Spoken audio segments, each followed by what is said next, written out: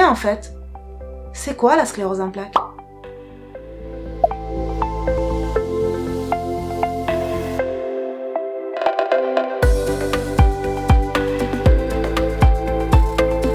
Hello, c'est Akima, j'espère que vous allez bien.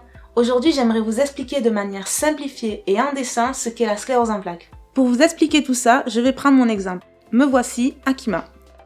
Ça, c'est mon système nerveux central, composé du cerveau et de la moelle épinière qui me permet de contrôler l'ensemble de mon corps. Par exemple, je peux bouger mes bras, marcher, voir, ressentir le chaud, le froid, mémoriser des informations. Eux, ce sont mes petits anges gardiens qui me protègent en éliminant tout intrus à mon organisme, comme les virus, les bactéries.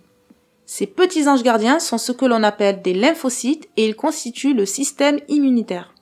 Moi, j'ai la sclérose en plaques, ce qui veut dire que mes petits anges gardiens, enfin certains petits imbéciles qui n'ont pas compris leur rôle, s'attaquent à mon cerveau et ma moelle épinière.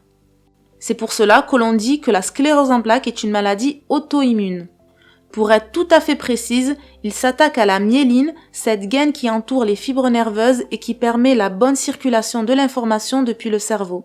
Quand la myéline est endommagée, l'information est ralentie et ça crée différents troubles en fonction de la zone touchée.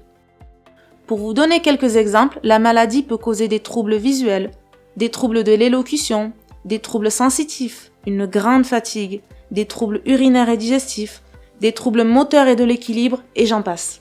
Ces troubles sont très variables d'une personne à une autre et peuvent être temporaires ou définitifs. Après toutes ces informations, vous vous demandez sûrement « Mais pourquoi on parle de plaques ?» Eh bien, c'est parce que sur l'IRM, qui est une technique d'imagerie médicale, on peut voir les lésions sous forme de plaques blanches. Bref, comme vous avez pu le comprendre, la sclérose en plaques peut être une maladie très handicapante en fonction de son évolution, mais elle n'est ni contagieuse ni mortelle. Pour vous donner quelques chiffres, en France on compte plus de 110 000 personnes atteintes de sclérose en plaques. La maladie se déclare en moyenne entre 20 et 30 ans et elle touche en majorité les femmes. Terminons tout de même cette vidéo sur une note d'optimisme et d'espoir. Même si la sclérose en plaques est une maladie qui ne se guérit pas en tant que telle, il existe aujourd'hui plusieurs traitements de fond qui empêchent l'apparition de nouvelles poussées et donc qui freinent l'évolution de la maladie, mais je vais vous parler de tout ça dans une prochaine vidéo. Si vous avez aimé cette vidéo, n'hésitez pas à la liker pour me soutenir et aussi à vous abonner pour ne manquer aucune news.